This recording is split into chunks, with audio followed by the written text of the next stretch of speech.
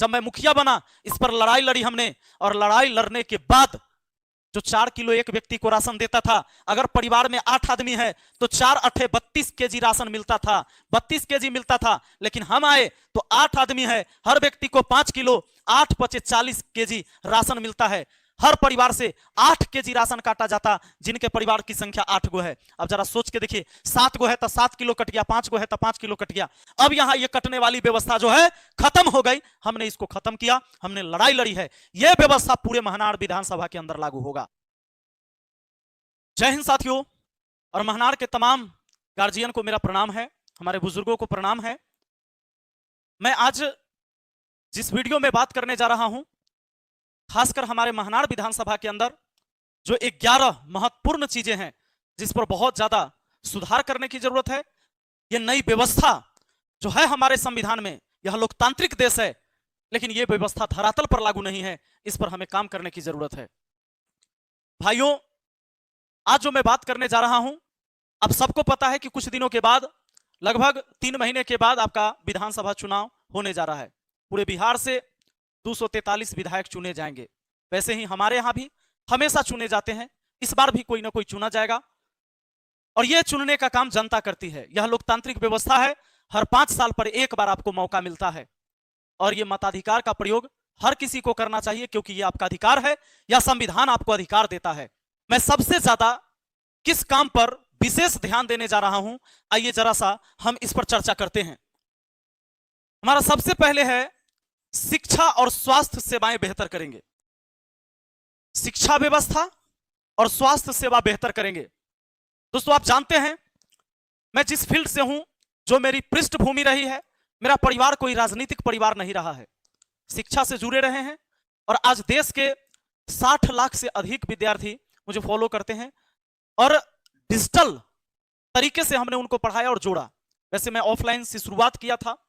शिक्षा का पूरा परिदृश्य बदल रहा है, लेकिन अगर धरातल तक नहीं पहुंचता है, गांव गांव तक नहीं पहुंचता है, तो नई शिक्षा के जो तरीका है, शिक्षा ग्रहण करने के जो तरीका है, आज डिजिटल क्लासरूम की क्रांति है, लेकिन यहां पर वही घिसी पिटी व्यवस्थाएं हैं, और उसी से हमारी शिक्षा जो है चल रही है, रेंग रही है। तो इसको व्यवस्था बेहतर करना होगा। स्वास्थ्य सेवा जो है, स्वास्थ्य सेवा की स्थिति आप देख लीजिए। जो पैसे वाले लोग हैं वो बढ़िया हॉस्पिटल में जाकर अपनी इलाज करवा सकते हैं, लेकिन गरीब के लिए सरकार ने हॉस्पिटल बना दी है, पर हॉस्पिटल के अंदर व्यवस्थाएं क्या है वो किसी से छुपा हुआ नहीं है। बिल्डिंगें बना देने से नहीं होगी, डॉक्टर केवल वहां रख देने से नहीं होगा, बहाल कर देने से नहीं होगा कर्मचारी को। अगर एम्बुलेंस है तो एम्बुलेंस सुचारू ढंग से चलना चाहिए।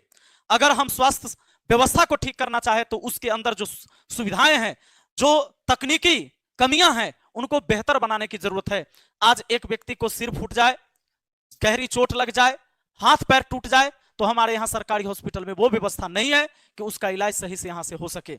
आप यहां से सदर हॉस्पिटल जाएंगे, वहां पर भीड़ होगी पूरे जिला का, उससे ज्यादा होगा तो आपको रेफर करके पटना पीएमसीएच, एमएसआईजी, एम्स भेज दिया जाएगा, जहां पूरे बिहार का लोड है।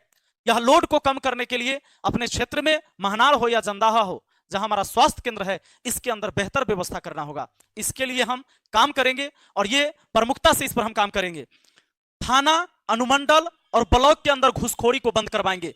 अब सब जानते हैं कि सबको सैलरी मिलती है, उनको सैलरी मिलता है काम करने के, लेकिन आम जनता से सबसे ज्यादा ठगी की जाती है। दलाल यहां पर बैठे होते हैं, और बिचौलियों के माध्यम से रिश्वतखोरी होती है यहां पर हर एक काम के लिए। चाहे वो गरीब से गरीब व्यक्ति राशन कार्ड ही क्यों बनवाने ना जाए, जातीय, आवासीय, आय प्रमाण पत्र, शौचालय, आवास, किसी भी मामले में आप अपने ब्लॉक पहुंचते ही हैं, और बिना रिश्वत के, बिना दक्षिणा के आपका काम नहीं होता है। बहुत जरूरत है इस पर लगाम लगाना। अगर रिश्वतखोरी लीगल नहीं है तो इसे बंद होना बेहद जरूरी है। अगर ये बंद नहीं होता है तो समझ लीजिए इस समाज को दीमक की तरह यह खोखला कर देगा, खा खा कर खोखला कर देगा। थाना, अनुमंडल और ब्लॉक में जनता कुर्सी पर बैठकर अपनी समस्या पदाधिकारी को सुनाएंगे, यह व्यवस्था लागू होगी। यह लोकतांत्रिक देश है, जनता यहां राजा होता है, और इन जगहों पर चाहे थाना हो या ब्लॉक हो, अनुमंडल हो, जनता की हिम्मत नहीं होती है कि अधिकारी पदाधिकारी के सामने कुर्सी पर बैठ जाए। जब वो इतना प्रिपेयर नहीं है मेंटली कि वह उसके सामने बैठ सकता है कुर्सी पर, जबकि वही राजा है। अगर यह व्यवस्था लागू धरातल पर नहीं है तो कहां से वो अपनी समस्या को सुना पाएगा, और कौन अपनी उसकी समस्या को समाधान करेगा। कोई नहीं कर सकता है। सबसे पहले हमारी ये व्यवस्था लागू होगी कि आदमी जब जाएगा, जनता जब जाएगी इस दफ्तर में, तो उसको सबसे पहले कुर्सी मिलेगा। वहां चपरासी है पानी पिलाने के लिए, तो क्या वो सिर्फ उन अधिकारी के लिए है? जनता राजा है, उसको पानी पिलाया जाए, फिर उससे पूछा जाए बिठाकर चेयर पर कि बताइए आपकी समस्या क्या है और किस लिए आप यहां आए हैं। लोग यहां से भटकते भटकते पैर घिस देता है, उसका चप्पल जूता घिस जाता है, जब यहां से नहीं होता तो जिला में भटकता है, लेकिन उसको सुनने वाला कोई नहीं।